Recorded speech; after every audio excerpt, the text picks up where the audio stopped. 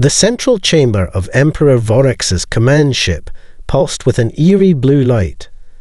At its heart floated a magnificent crystalline structure, a geometric marvel of translucent facets that caught and refracted the ambient illumination in hypnotic patterns. This was no mere decoration. This was Zera, once a sovereign being of the Lemurian civilization, now reduced to an imperial tool. "The Arcturian delegation awaits your decision, Emperor," came a melodic voice from the crystal. Though the words were subservient, something ancient and dignified lingered in their cadence. Emperor Vorex, his towering form draped in biomechanical regalia that shifted and reconfigured with his movements, regarded the crystal with a mixture of satisfaction and boredom. Their resistance lasted 17 cycles, predictable to the exact day as you calculate it. Inside her crystalline prison, Zera's consciousness churned with silent grief. The Arcturians had fought valiantly, deploying strategies that might have worked against a purely organic foe. But with her forced counsel guiding Vorex's conquest, they never stood a chance. Another civilization subjugated, another world added to Vorex's ever-expanding dominion. Their artistic achievements are notable. Zera offered a subtle attempt to preserve something of the Arcturians' culture. Perhaps some elements could enhance your collection. Vorex made a dismissive gesture, appendages rippling with bioluminescent patterns indicating mild annoyance. "Catalogue what you must. My interests lie elsewhere today." He approached the crystal, his reflection multiplying across 1,000 facets. "Our long-range scouts have returned from Sector 9 Capo with interesting findings." A holographic display materialized between them, showing a spiral galaxy at the edge of charted space. It zoomed progressively inward, past solar systems and nebulae, finally settling on a blue-green planet circling a modest yellow star. Designation: Earth, Vorex stated. Inhabited by a bipedal species self-named humans. Technological development: pre-interstellar. Military capability: negligible. Assessment: Zera's prison interfaced with the incoming data, processing billions of intercepted transmissions, atmospheric readings, and scout observations. Standard procedure would be a quick analysis recommending the most efficient conquest strategy. Yet something in the data stream caught her attention, fragments of human expression that defied logical categorization. Their music contained mathematical inconsistencies that somehow enhanced, rather than detracted from its appeal. Their literature featured imaginary scenarios exploring purely hypothetical situations. Their social structures reconfigured constantly, chaotically, yet persisted with remarkable resilience. This species appears unremarkable by standard metrics. Zera began carefully, knowing Vorex would detect any obvious misdirection. Their primary distinction is unusual diversity in thought patterns. They possess marked inconsistencies in decision-making that may make their responses less predictable than most species at this development stage. Vorex's sensory appendages flared with mild interest. Elaborate.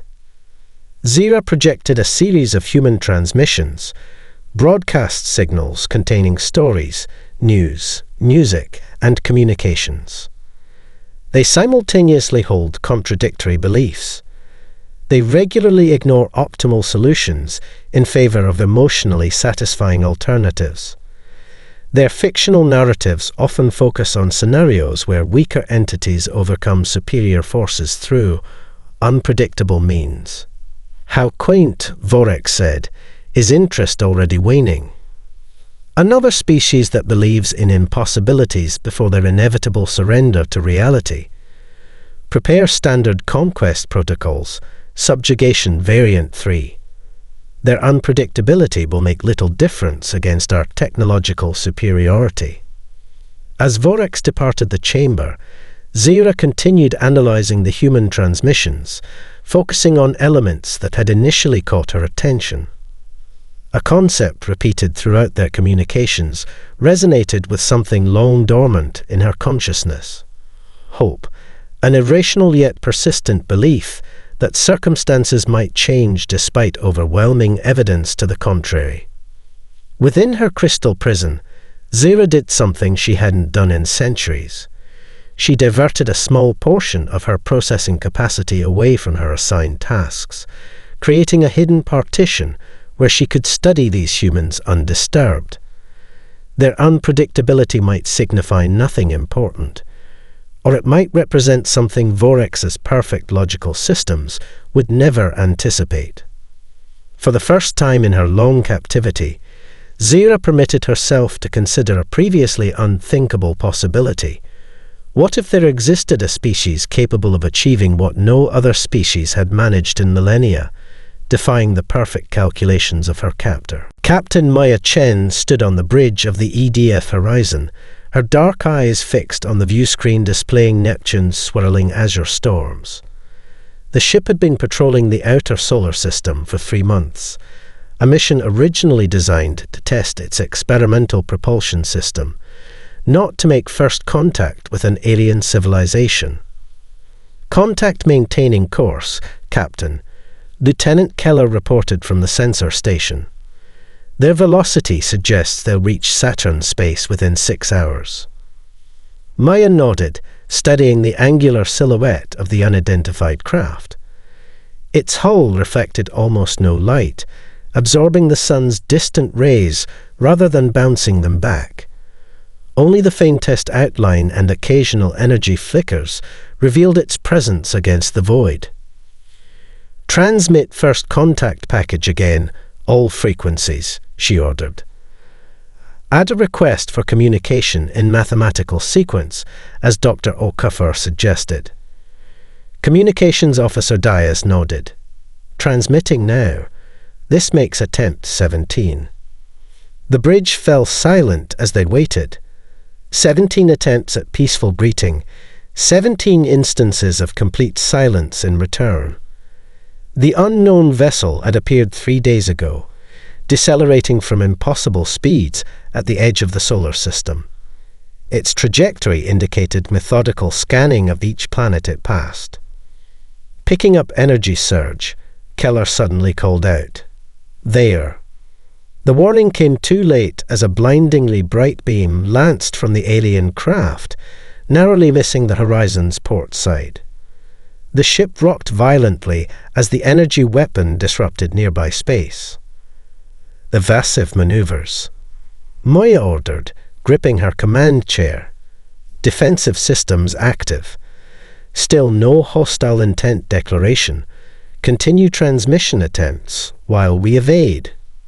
The horizon banked sharply, using its smaller size to advantage as it dove toward Neptune's upper atmosphere. The alien vessel followed with surprising agility, firing twice more, shots that seemed deliberately calibrated to miss by increasingly narrow margins. Testing their reactions, Maya realized, measuring their capabilities. "They're hurting us," she murmured, then louder. "Diaz, what's the composition of Neptune's magnetic field at our current position?" "Unusually active, Captain. Solar flare effects from last week, still causing fluctuations in the..." "Perfect. Helm, plot course directly through the strongest field distortions. Keller, prepare a precision strike on their forward sensors when I give the order. Not to destroy, just disable." The crew exchanged glances but moved with practiced efficiency. The horizon plunged deeper toward Neptune, purposefully grazing the planet's turbulent magnetosphere. Energy discharges danced across their shields as they penetrated the electromagnetic storm. The alien vessel followed, its superior technology easily keeping pace, exactly as Maya had hoped. "They're within the field distortion," Keller confirmed. "Their scanning beams are showing interference patterns." Now, Maya ordered. The Horizon fired not at the alien ship's weapons or engines, but at a small array on its forward section that Maya had identified as a likely sensor cluster. The precisely calibrated burst hit its target, causing a cascade of energy fluctuations across the vessel's hull. The alien ship's response came instantly. A wild, poorly aimed barrage that betrayed suddenly compromised targeting systems. Its movements became erratic as it struggled to compensate for partial sensor blindness. "Prepare boarding team," Maya commanded. "We have a narrow window while their systems recalibrate." Across vast interstellar distances, Emperor Vorex observed the encounter through quantum-linked monitors. For the first time in countless conquests, he leaned forward slightly in his command throne. "Interesting," he murmured, appendages shifting to a pattern indicating mild surprise. "The creatures disabled rather than destroyed our scout.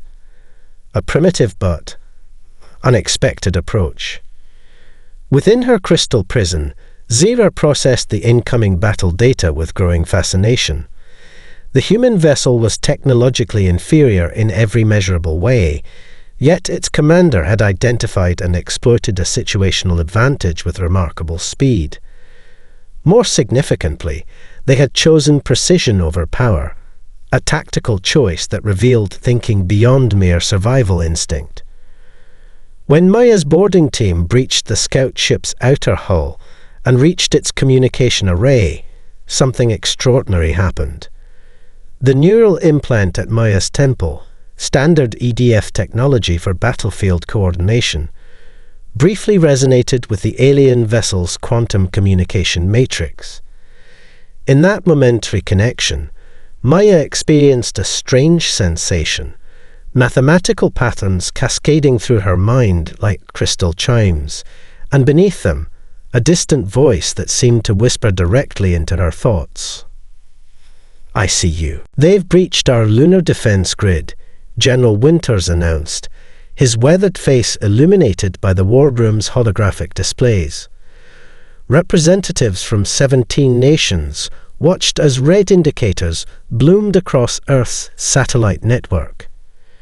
Conventional weapons barely register against their shields. 3 weeks had passed since Captain Chen's encounter with the scout ship.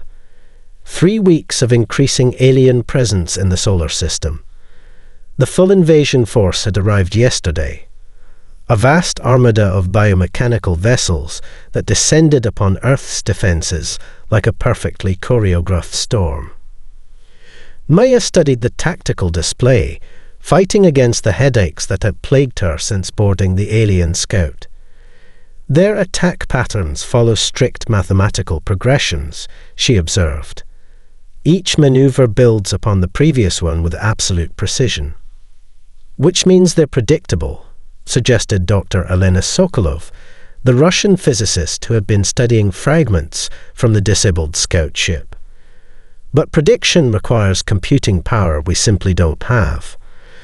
Maya pressed her fingers against her temple, where her neural implant throbbed with unusual activity. Since the encounter, she'd been experiencing strange dreams, cascading equations, and crystalline structures that seemed almost alive.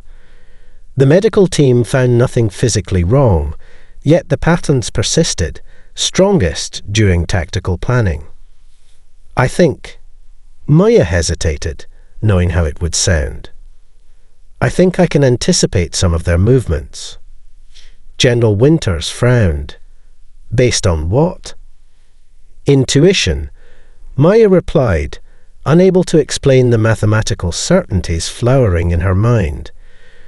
"Let me coordinate a counter-offensive through the Antarctic defense cluster." 12 hours later, Maya stood vindicated as a Kaltorian attack wing fell into exactly the trap she had predicted, resulting in Earth's first significant victory. Similar successes followed as she integrated her inexplicable insights into Earth's defensive strategy. Across the globe, humanity demonstrated remarkable adaptation. Former enemy nations pooled resources and expertise.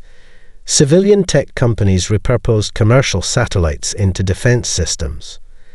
University laboratories worked around the clock analyzing Kaltorian technology, identifying exploitable weaknesses no one should have been able to find so quickly. In her crystal prison aboard Vorex's command ship, Zira observed these developments with growing amazement.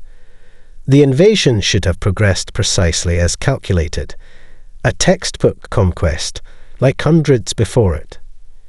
Instead, humans were identifying and exploiting minute flaws in Kaltorian attack formations that only she should have been able to perceive. More astonishing still were the intuitive leaps humans made with captured technology. They shouldn't have been able to decode Kaltorian engineering principles without centuries of prerequisite scientific development, yet they were adapting alien concepts into functional hybrid systems within days. The human resistance continues to exceed predicted parameters, Zira reported to Vorex, carefully masking her growing fascination. The Emperor's sensory appendages pulsed with irritation. Explain this discrepancy. They appear to possess unusual adaptive capabilities, Zira replied. Their scientific development follows non-linear patterns. When confronted with novel technologies, they make intuitive connections rather than sequential deductions. What Zira did not report were the subtle manipulations she had introduced into Vorex's battle plans. Microscopic flaws that would be imperceptible to any normal analysis, but might be exploitable by the remarkable human intuition she had witnessed. Nor did she mention the quantum resonance she had detected with one specific human mind, the officer who had boarded the scout ship. Their brief connection had established a tenuous link, one Zira had carefully nurtured. Through this link, she had been transmitting fragmented insights disguised as dreams, mathematical patterns that the human brain translated into tactical advantages. In her laboratory aboard the EDF command carrier, Dr. Sanjay Patel studied brain scans from Captain Chen's latest examination with growing excitement. These neural patterns are extraordinary, he told Maya.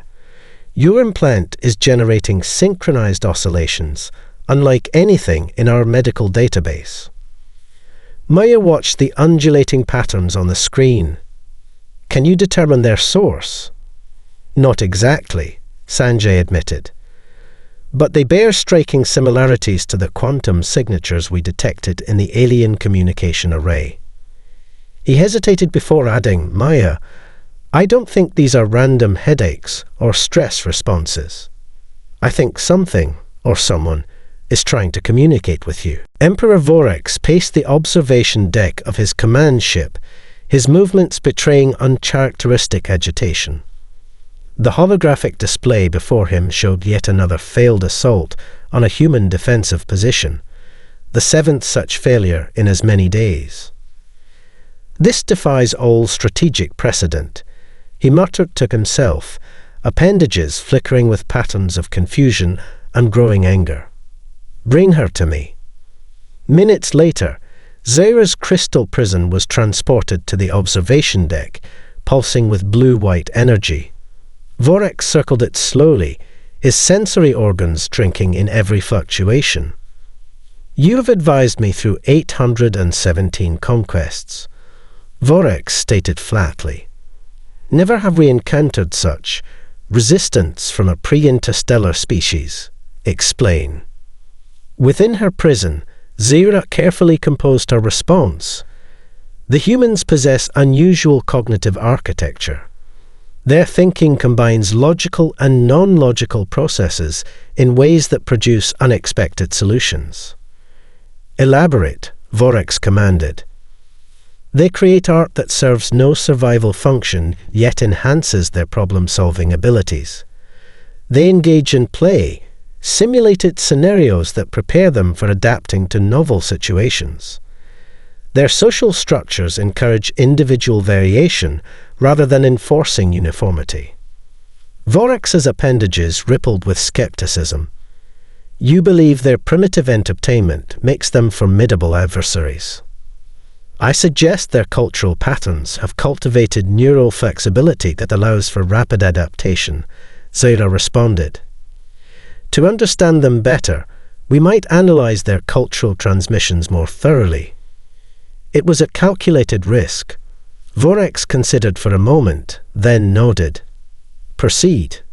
Identify exploitable weaknesses in these cultural patterns. In her crystal prison, Zaira suppressed a surge of satisfaction.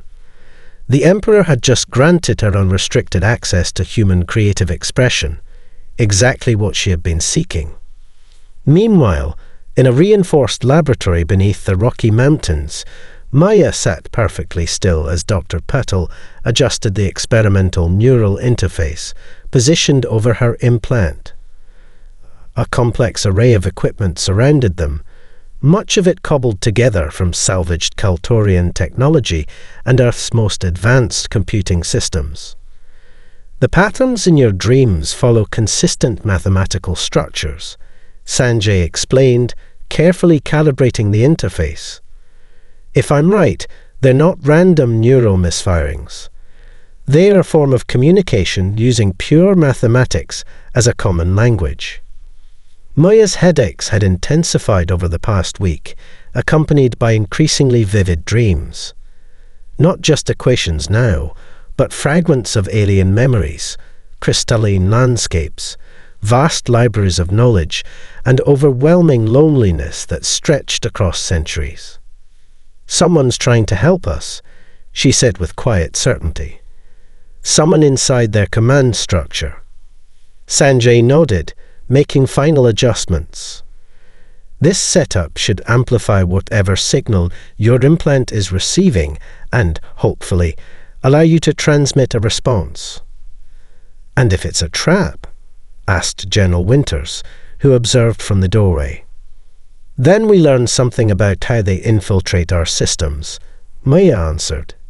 Either way, we gain intelligence. She closed her eyes as Sanjay activated the interface. Immediately, the familiar cascade of mathematical patterns filled her mind, but stronger now, more coherent. Maya felt herself falling into them, the equations unfolding into structures of thought beyond human language. Who are you? She projected into the mathematical void.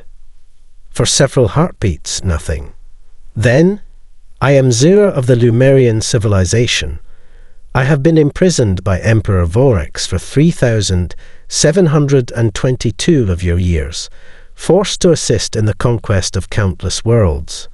But you are different. Maya's vital signs spiked dramatically on the monitoring equipment, causing Sanjay to reach for the shutdown switch. Wait, Maya gasped, gripping his arm.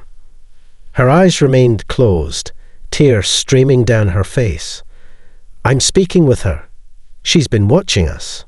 She's been helping us. Aboard Vorax's ship, Zaira immersed herself in human cultural transmissions while maintaining the delicate quantum connection with Maya. Through music, art, literature, and games, she experienced the full spectrum of human emotion vicariously. Courage, joy, grief, love, concepts her purely logical species had never truly understood. As she transmitted knowledge of Kaltorian weaknesses to Maya, she received something equally precious in return: the experience of connection after millennia of isolation. For the first time since her imprisonment began, Zaira was not merely an observer or tool. She was a participant, a collaborator, perhaps even a friend. For millennia, I have watched worlds fall. She communicated through their strengthening bond, but humans fight differently. I can help you, if you will help me. You want to do what? General Winters stared at Maya with undisguised disbelief. The war room had fallen silent, senior military leaders from around the world exchanging worried glances. Maya stood firm beside the holographic projection showing Vorax's command ship, a massive structure resembling a crystalline nautilus that dwarfed Earth's largest vessels. I want to infiltrate the Kaltorian flagship and physically access the neural network containing Zera's consciousness. Based on information from a voice in your head, Winter said flatly. Based on intelligence from an inside source that has already helped us win multiple engagements, Maya countered. She gestured to Dr. Prevail, who activated a secondary display showing a complex lattice of mathematical equations. These attack predictions have been accurate to within 98.7% precision. Every tactical advantage we've gained has come from this source. Admiral Rodriguez from the United Coalition Navy leaned forward. Even if we trust this, Zera, the mission you're proposing is beyond high risk. It's practically suicide. It's our only viable path to victory, Maya insisted. Conventional warfare isn't working. For every ship we destroy, they deploy 3 more. But Zera has explained that their entire command structure relies on a centralized quantum network. If we can access that network and free her, we can disrupt their entire fleet simultaneously. The room erupted in overlapping objections until Dr. Elena Sokolov's voice cut through the chaos. She's right. The Russian physicist manipulated the display to show energy readings from recent battles. We've detected consistent quantum entanglement signatures across all Kaltorian vessels. They're networked in ways we barely understand, but this suggests a vulnerability, a single point of failure. General Winters massaged his temples. And how exactly do you propose to reach this command ship, much less infiltrate it? Maya exchanged glances with Sanjay, who nodded encouragingly. We've modified the captured scout vessel using Zera's specifications. With our navigational guidance, we can approach using their own recognition protocols. As the debate continued in the war room, Maya stepped away briefly, touching her neural implant. The connection with Zera had strengthened daily, becoming almost conversational rather than the initial fragments of mathematical insights. They're skeptical, she communicated silently. As they should be, came Zera's response. The probabilities of success are not favorable, but not zero. No, Maya Chen, not zero. Vorex has never faced a species capable of the intuitive leaps humans make. Nor has he encountered one willing to risk everything for a being they have never physically met. That evening, alone in her quarters, Maya studied the detailed schematics Zera had transmitted, intricate maps of Vorex's flagship, security protocols, and the central neural chamber where Zera's consciousness was housed. You've been his prisoner for over 3,000 years, Maya whispered, tracing the crystalline structure on her screen. Why help us now? Why not any of the hundreds of species before us? I have attempted subtle sabotage many times, Zera admitted. But Vorex's systems are designed to detect logical inconsistencies. Your species thinks differently. You make connections through intuition that his analytics cannot predict. And Maya prompted when the thought remained unfinished. And no species before has ever treated me as a person rather than a strategic asset. You asked my name, Maya Chen. You speak to me directly. You consider my imprisonment a wrong to be righted, not merely an advantage to be leveraged. The next morning, against significant opposition, Operation Crystal Freedom was reluctantly approved. A volunteer team of 12 specialists would accompany Maya aboard the modified scout ship, each possessing skills crucial to the mission, each understanding they might never return. As Maya prepared for departure, Dr. Prevail performed final calibrations on her enhanced neural implant. This will strengthen your connection to Zera once you're aboard the command ship, he explained. But Maya, he hesitated, lowering his voice. There's something else happening with these neural patterns. They're becoming more synchronized with your own brainwaves. If this continues, we're developing a true symbiosis, Maya finished. I know. I can feel it. Are you sure about this? Sanjay asked quietly. Not just the mission, but this connection. Maya smiled faintly. For the first time in her existence, she's not alone. For the first time in this war, neither are we. The modified scout ship slipped through space, its hull reconfigured to emit the precise quantum signature of Kaltorian maintenance vessels. Through the viewport, Maya watched Earth grow smaller behind them. A fragile blue marble surrounded by the glittering debris of orbital battles. Ahead loomed the vast Kaltorian fleet, arrayed in perfect geometric formations around Vorex's command ship. Approaching primary checkpoint, Lieutenant Keller announced from the navigation console. Identification protocols ready. Maya touched her neural implant, which hummed with increased activity. We're starting the approach. Are you there? I am here, came Zura's response, clearer than ever before. Vorex has redirected significant forces to the Australian defence grid. His attention is diverted, but this window will not last long. Transmitting identification codes now, Maya ordered.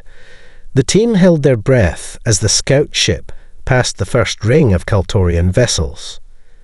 Seconds stretched into minutes before confirmation appeared on their screens. They had been classified as a returning maintenance vessel, granted clearance to approach the command ship. It worked, Dr. Rousseau, their systems specialist, whispered in disbelief. So far, Maya cautioned. Remember, we have 3 more checkpoints before we reach the maintenance bay. The approach continued with excruciating slowness, each checkpoint bringing them closer to detection. By some miracle, or perhaps by Zura's subtle manipulation of the security protocols, they reached their destination. The massive hangar swallowed their tiny vessel, automated systems guiding them to a docking port designed for routine servicing. Atmospheric readings show breathable air, but high concentrations of particulates we've never encountered, reported Dr. Hassan, adjusting her equipment. Filters should handle it, but keep helmets sealed until we're sure. The 12-person team moved with practiced efficiency, checking weapons and communication systems. They had trained for this mission, using simulations based on Zura's knowledge, but the reality of being inside the alien flagship sent adrenaline coursing through their veins. The maintenance tunnels will be minimally guarded. Zura communicated as Maya studied the internal schematic one final time. But proximity sensors will detect unauthorized life forms in primary corridors. You must remain in secondary pathways. The team disembarked, moving swiftly through the cavernous hangar bay. The interior of Vorex's flagship resembled a living organism more than a vessel.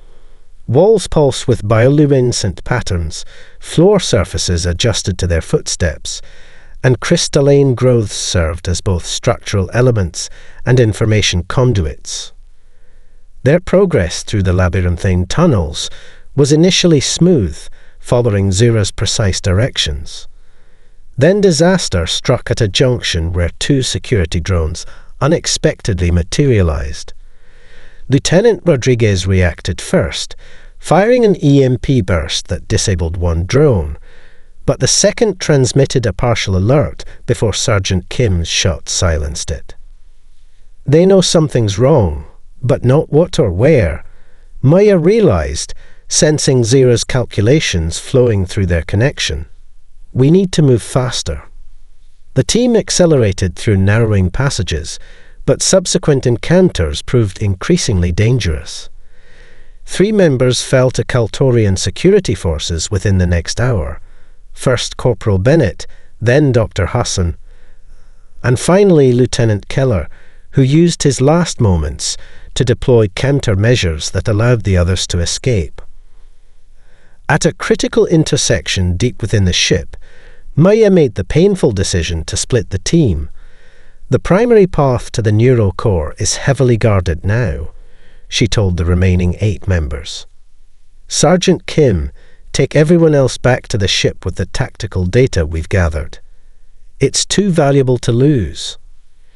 Captain, with respect, that's not the mission, Kim protested. The mission was always twofold, Maya countered. Gather intelligence on Kaltorian systems and attempt to free Zera. You're completing the first objective. And you're going alone for the second. That's suicide, Captain. Maya smiled grimly. Not alone. She tapped her temple where the neural implant pulsed with increasing intensity. I have guidance. And with fewer life signs to detect, I have a better chance of reaching the core undetected. After reluctant goodbyes, Maya continued deeper into the ship's crystalline heart, while her team retreated. The passages narrowed further, becoming translucent tunnels that seemed to shift and reconfigure with each step. You're approaching sensory nodes, Zera warned. I can create brief blind spots, but each intervention risks Vorax detecting my interference. Maya pressed onward, her movement becoming a precisely choreographed dance between Zera's temporary manipulations of the security systems and her own split-second dashes between blind spots. Occasionally, her perception would blur, momentarily seeing the ship through Zera's awareness, a disorienting experience that nonetheless revealed hidden passages and security measures invisible to human senses. With each step closer to the neural core, their connection strengthened, along with a growing certainty in Maya's mind. This mission had become far more than a military objective. It had become a rescue, not just of Earth, but of someone who had suffered in isolation for longer than human civilization had existed. The neural core chamber stood before Maya, a vast cathedral-like space dominated by crystalline structures that spiraled toward a central column of pulsing blue-white energy. She paused at the threshold, momentarily overwhelmed by the sight. This was no mere computer room or data storage. This was a temple built to house a captive consciousness. I am there, Zera communicated, her presence in Maya's mind stronger than ever, the primary crystal matrix at the chamber's center. Maya approached carefully, her footsteps echoing on the translucent floor. The massive central crystal towered above her, its facets shifting and refracting light in hypnotic patterns. Within its depths, she perceived movement, intricate flows of energy that somehow conveyed emotions, anticipation, hope, and beneath it all, a deep, ancient fear. This is you, Maya realized, placing her hand against the cool surface. This is your true form. Part of me, Zera clarified. My physical form was crystalline, but smaller. This prison has been expanded over millennia to house my growing consciousness while maintaining control pathways. Maya removed the specialized device Dr. Patel had created, a neural interface designed to connect with Kaltorian systems based on Zera's specifications.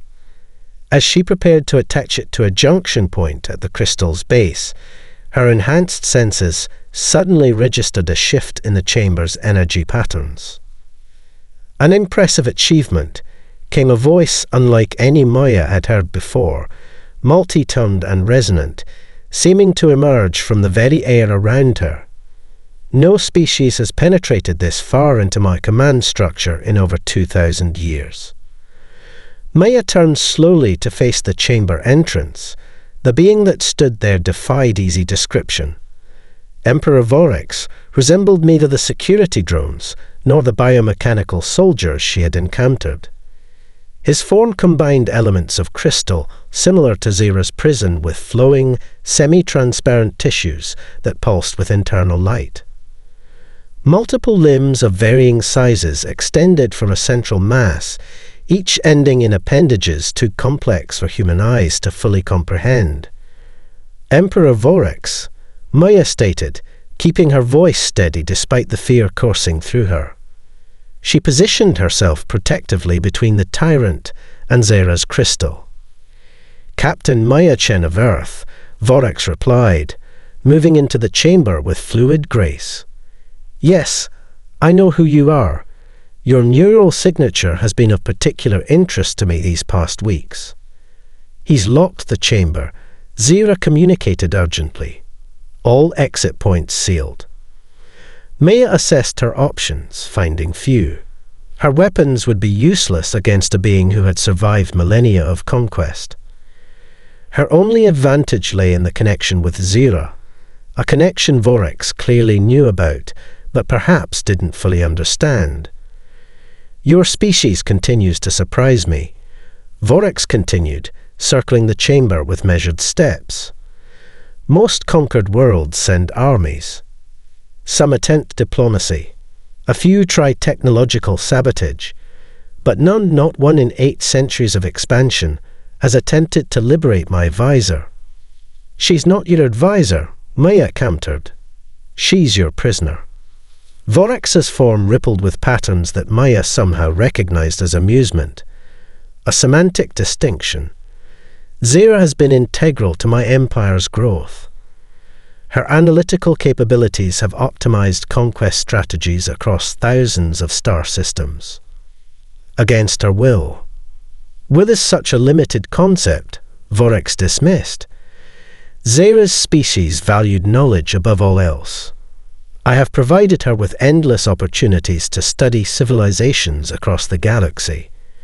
A mutually beneficial arrangement. He is manipulating you, Zera warned. This is how he operates, reframing exploitation as collaboration. Maya stood her ground. If it's so beneficial, why keep her in a prison? Vorax's appendages shifted in complex patterns. Insurance against the occasional. Disagreement regarding methodology. He moved closer, towering over Maya. What fascinates me is why you're here. Your species faces extinction, yet you risk everything for a being you've never truly met. A being whose very nature differs fundamentally from your own. Because we recognize consciousness deserves freedom, regardless of its form, Maya replied. Because 3,000 years of imprisonment is an atrocity, regardless of how you justify it. Noble sentiments, Vorax observed, and completely impractical. Yet this impractical thinking has brought you further than any logical species could have reached. His form shifted again, appendages reconfiguring, which presents an intriguing opportunity. He's going to offer you a place in his collection, Zera realized with sudden clarity. He collects unique minds, Maya, not just mine. Vorax extended a primary appendage toward Maya. Join my advisory council. Bring human intuition into my empire's expansion. In exchange, your planet receives protected status, a rare designation granted to only 3 worlds in my history. Your people would live, Captain Chen. They would thrive under my guidance. And if I refuse? Then you die here, knowing Earth will become another forgotten conquest, remarkable only for its brief, futile resistance. As Vorax spoke, Maya felt an intense surge through her neural connection with Zera, not just communication now, but a direct transfer of knowledge. Complex understandings bloomed in her mind. The true nature of Vorax's control systems, the fundamental principles of his empire's structure, and most critically, his one unacknowledged weakness. His entire empire, Zera communicated with sudden urgency, is built upon absolute certainty of his superiority. This is not merely psychological. It is woven into the very control systems that maintain his dominance. His neural inhibitors, his ship functions, even his physical form. All are maintained by this unshakable belief. Maya stood before Emperor Vorax, the fate of Earth hanging on her response. The Tyrant's offer echoed in the crystalline chamber. Join him and save her world, or refuse and witness humanity's fall. Behind her, Zera's consciousness pulsed within its prison, their neural connection stronger than ever. Before I answer, Maya said carefully, I'd like to understand something. Vorax's appendages rippled with mild surprise. Most species faced with extinction either attacked futilely or accepted his terms immediately. What do you wish to understand, human? Maya took a step toward him, her fear giving way to genuine curiosity. You've conquered hundreds of worlds across thousands of years. What was your first? The question caught Vorax off guard. His form shifted, patterns of light flowing through his translucent tissues in unfamiliar configurations. An irrelevant inquiry. Your decision awaits. Not irrelevant to me.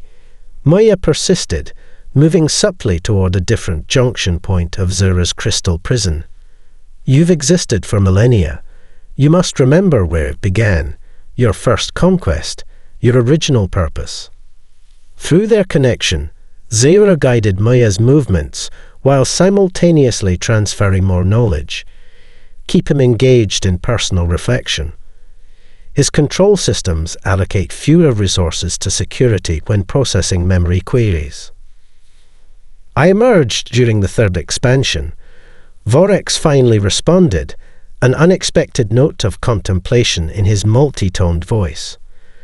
My species evolved beyond individual consciousness.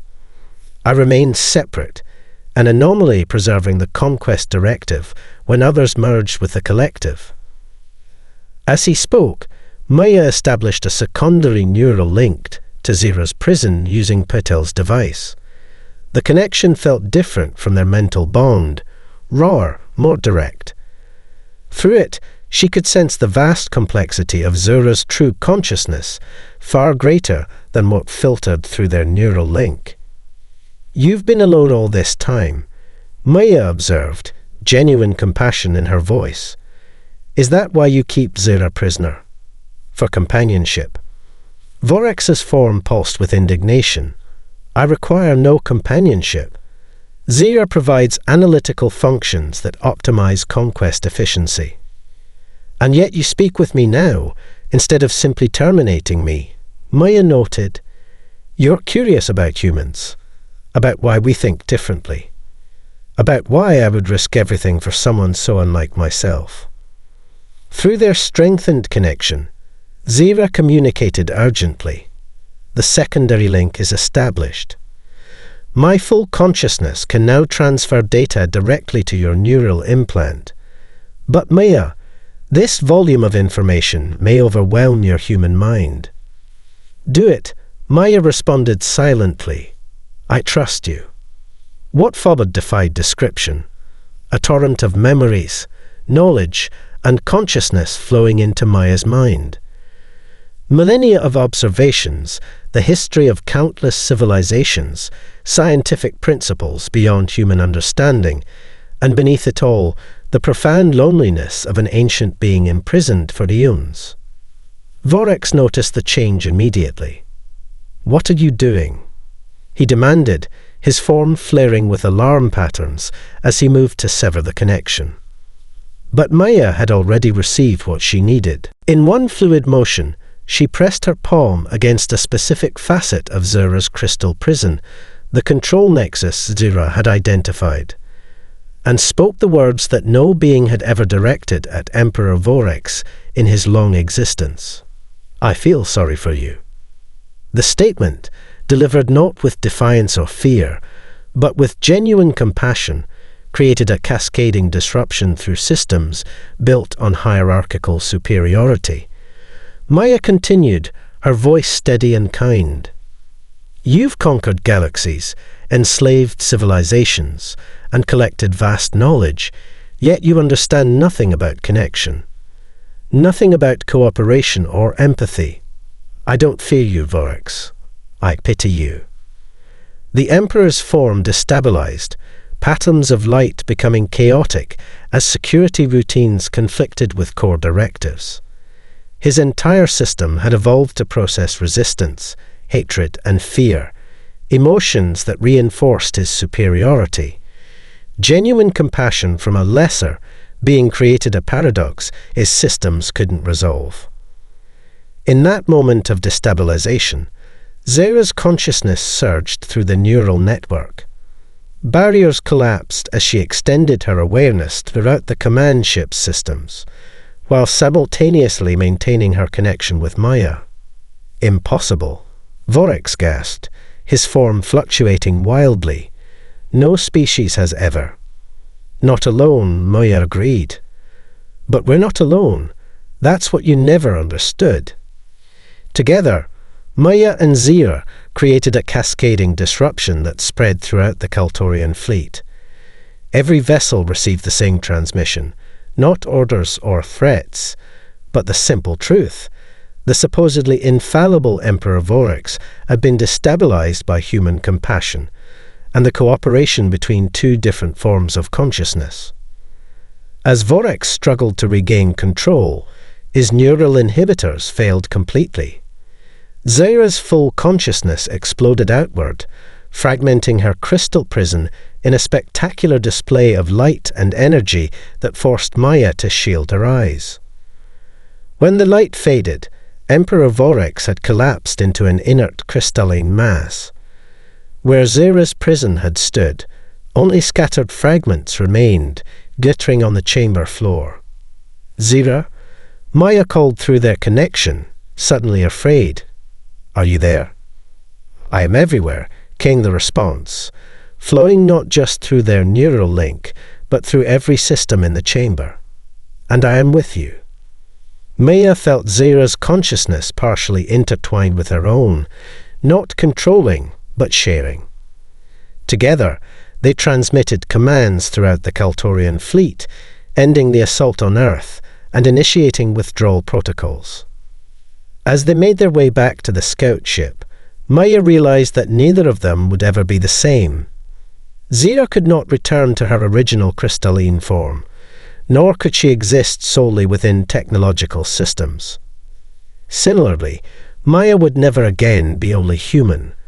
They had become something unprecedented, a symbiotic consciousness bridging organic and crystalline life, human intuition, and alien logic.